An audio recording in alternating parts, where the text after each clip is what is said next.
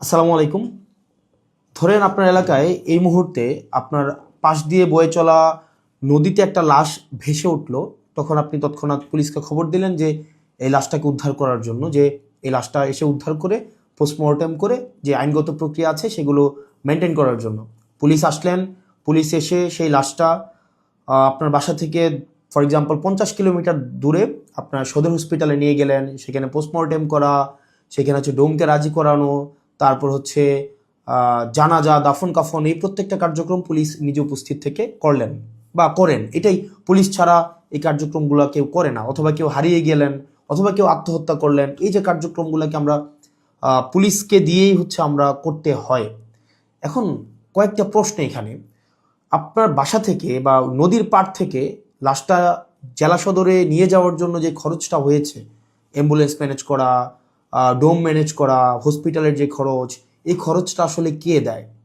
এই খরচটা দেয় হচ্ছে সেখানে নিয়োজিত যিনি দায়িত্বপ্রাপ্ত এসআই, কনস্টেবল বা যিনি যান, পুলিশের যে সদস্য যান, তাকেই কিন্তু এই খরচটা বহন করতে হয়। যেই 10-15 হাজার টাকা খরচ হয়, তাকে এই খরচটা বহন করতে হয়। যদিও সরকারি নিয়ম আছে যে এই খরচটা ফেরত দেওয়া হয়, কিন্তু যেই টাকা খরচ হয় আর যেই টাকা ফেরত দেওয়া হয়, ফর এক্সাম্পল 10,000 টাকা যদি খরচ হয়, সেখানে ফেরত দেওয়া হয় 500, 800, 1,000, 2,000 টাকা। তো সেটা দেখা যায় খরচ হওয়ার তুলনায় প্রাপ্তির যেই ব্যবধান, সেটা দৃশ্যমান অনেক বেশি ব্যবধান। তো এই পুরো খরচটা কিন্তু পুলিশকেই বহন করতে হয়।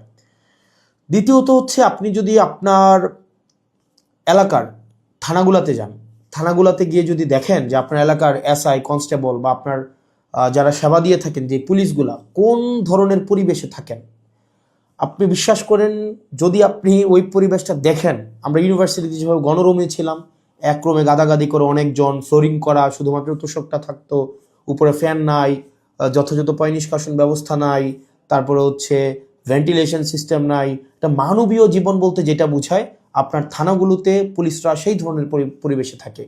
এখন একটা পুলিশ আপনার ডিউটি করে এসে রাতে যদি এই ধরনের একটা পরিবেশে ঘুমায়, আমরা কি তার কাছ থেকে প্রত্যাশিত সেবা আমরা কিভাবে এক্সপেক্ট করব? মানে এটা এটা একটা মানবীয় জীবন থানাগুলাতে আসলে পুলিশের জন্য ব্যবস্থা করা হয়েছে।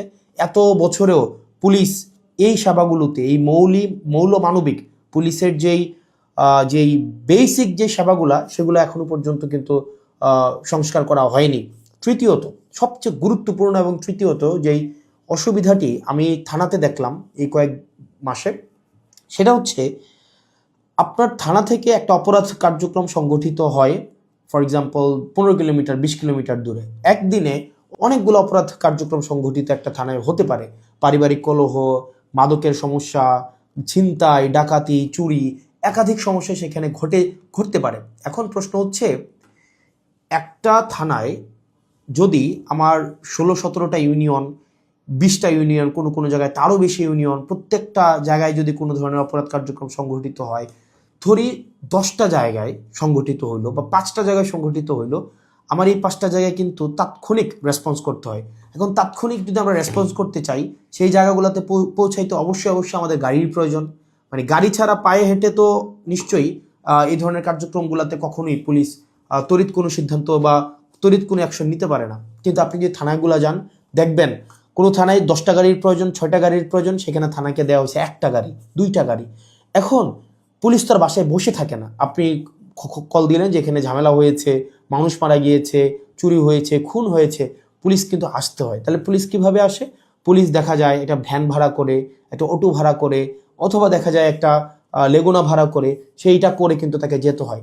ওই যে ভাড়ার টাকাটা, এই ভাড়ার টাকাটাও কিন্তু পুলিশের পকেট থেকে দিতে হয়। দ্বিতীয়ত, এই যে ভাড়া করে যাওয়া আসা, তার যেই সময় নষ্ট হয়, সেক্ষেত্রে দেখা যায় যারা অপরাধ সংঘটিত করে তারা কিন্তু ইতিমধ্যেই সে জায়গা থেকে চলে যায় এবং আমরা সেবা বঞ্চিত হই। সেজন্য আপনি যদি পুলিশকে যুগোপযোগী করতে চান, পুলিশকে যদি আপনি হচ্ছে তার সেবা তাৎক্ষণিক জনগণের কাছে পৌঁছাইতে চান, অবশ্যই অবশ্যই তার ট্রান্সপোর্টেশন ব্যবস্থাটা অবশ্যই যথাযথভাবে করতে হবে। আপনি পুলিশকে ট্রান্সপোর্টেশনের গাড়ি দিবেন না। গাড়ি বলতে এখানে একটা পুলিশকে একটা গাড়ি, এটা বোঝানো হয় নাই। একটা কাভার্ড ভ্যান দেন, একটা 10টা পুলিশ একসাথে মুভ করতে পারে।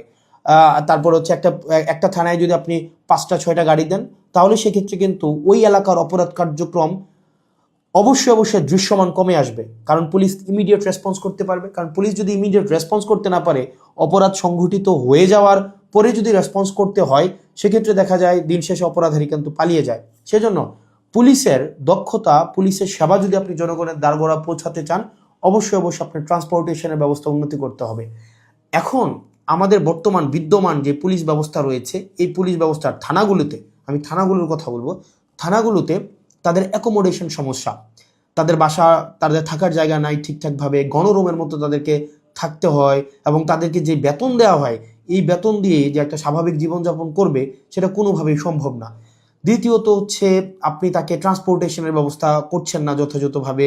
আপনি তাকে দেখা যাচ্ছে যে আপনি তাকে ঢাল তরোয়ার ছাড়া, ট্রান্সপোর্টেশন ছাড়া আপনি অপরাধী ধরতে পাঠাচ্ছেন, টহল দিতে পাঠাচ্ছেন। সেক্ষেত্রে কিন্তু তাকে ট্রান্সপোর্টেশন ম্যানেজ করা এবং সেখানে যে ভাড়া মেটানো, সেটাও কিন্তু তার পকেট থেকেই করতে হয়।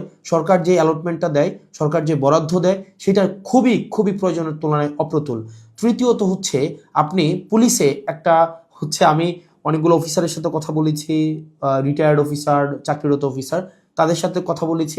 পুলিশে ম্যানেজ করে নাও একটা কালচার আছে, ম্যানেজ করে নাও একটা কালচার। ফর এক্সাম্পল, আপনি কনস্টেবলকে পাঠাইলেন কোনো একটা জায়গায় আসামি ধরার জন্য, সেখানে 5,000 টাকা খরচ হবে যে আসামিটা ধরতে, ট্রান্সপোর্টেশন কস্ট বা তদন্ত এই জায়গাগুলোতে। তখন কনস্টেবল তার ঊর্ধ্বতন কর্মকর্তাকে উনি বললেন যে স্যার টাকা কোথায় পাবো? তখন বলে ম্যানেজ করে নাও। এখন ম্যানেজ করে নেওয়া অর্থ, সেটা নিশ্চয়ই আমরা বুঝেছি ম্যানেজ করে নেওয়া বলতে কি বোঝাচ্ছে। এবং আরও শঙ্কার বিষয় সেটা হচ্ছে পুলিশের অনেক বড় বড় প্রোগ্রাম হয়। এই প্রোগ্রামে অনেক ক্ষেত্রে, সব ক্ষেত্রে না, কিছু কিছু প্রোগ্রাম আগে হতো, এখন বর্তমানে আছে কিনা এটা আপনারা জানাবেন। আগে এরকম নাকি হতো, পুলিশের অনেকেই জানিয়েছে এরকম নাকি হতো, একটা বড় প্রোগ্রাম হবে, এই প্রোগ্রামে দেখা যায় ঊর্ধ্বতন কর্মকর্তারা অধীনস্থ কর্মকর্তাদের ভাগ করে দিত যে খাবারের দায়িত্বটা তোমার, ডেকোরেশনের দায়িত্বটা তোমার, লাইটিংয়ের দায়িত্বটা তোমার। তো এখন টাকা আসবে কোন জায়গা থেকে? ম্যানেজ করে নাও। তো দেখা যায় অধস্তন কর্মকর্তারা সেটাকে ম্যানেজ করে নিতেন। তো নিশ্চয়ই ম্যানেজ করাটা সরকারের দায়িত্ব, ম্যানেজ করা তো অবশ্যই কোনো কর্মকর্তা কর্মচারীর দায়িত্ব না। কিন্তু দেখা যায় অধিকাংশ ক্ষেত্রেই সরকার যে বাজেট বরাদ্দ দেয় পুলিশকে, এবং যেই পরিমাণ পুলিশের প্রয়োজনীয়তাটা, যেই পরিমাণ আমরা দেখলাম ল অ্যান্ড অর্ডার রিস্টোর করার ক্ষেত্রে, সামাজিক শৃঙ্খলা বজায় রাখার ক্ষেত্রে, শুধু যে গুম খুন এগুলো নিরসনের ক্ষেত্রে পুলিশের অবদান বা পুলিশের কার্যক্রম বিষয়টা এমন না। স্বাভাবিক শান্তি শৃঙ্খলা, নিরাপত্তা, জীবনমালের নিরাপত্তা নিশ্চিত করার ক্ষেত্রে কিন্তু পুলিশের স্বাভাবিক অনেক ধরনের কার্যক্রম হয়। আপনার পরীক্ষার ডিউটি থেকে শুরু করে অনেক ধরনের কার্যক্রম হয়, এবং পুলিশেরকে আরও বিভিন্ন কাজে ব্যবহার করা হয়। যেমন এটা খুবই খুবই, আমি পার্সোনালি এই জিনিসটাকে আমি সবার সামনেই বলছি, এই জিনিসটাকে আমি পার্সোনালি এই জিনিসটাকে কখনোই ওয়েলকাম করব না। অপ্রয়োজনীয় প্রোটোকল দেওয়া, যে যদি এলাকায় এমপি যায়, পুলিশকে দেখা যায় প্রোটোকল দিতে, অপ্রয়োজনীয়। দেখা যায় ওসিকে আমরা অতীতেও দেখেছি, ওসি সবসময় আপনার এমপির সাথে সাথে থাকতে হয়, থাকেই থানায় একটা গাড়ি। এখন একটা গাড়ি নিয়ে যদি আপনার ওসি বা অন্য কর্মকর্তারা আপনার এমপির সাথে সারাদিন ব্যাপী থাকতে হয়, যেখানে যায় সেখানে যেতে হয়, তাহলে ওসিও কিন্তু তার স্বাভাবিক থানা কার্যক্রম করতে পারে না, সাধারণ মানুষ সেবা বঞ্চিত হয়। একই সাথে সাথে যে একটা গাড়ির, এই গাড়িটাও কিন্তু অপচয় হয়। সেজন্য, এবং আপনারা জেনে থাকবেন যে এমপির সাথে পুলিশ সবসময় থাকে, কিন্তু এটা কিন্তু কোনো নিয়মে নাই, কোনো প্রোটোকলে নাই। এমপির সাথে পুলিশ থাকবে, এটার কোনো প্রোটোকল নাই, কোনো প্রোটোকলেই নাই।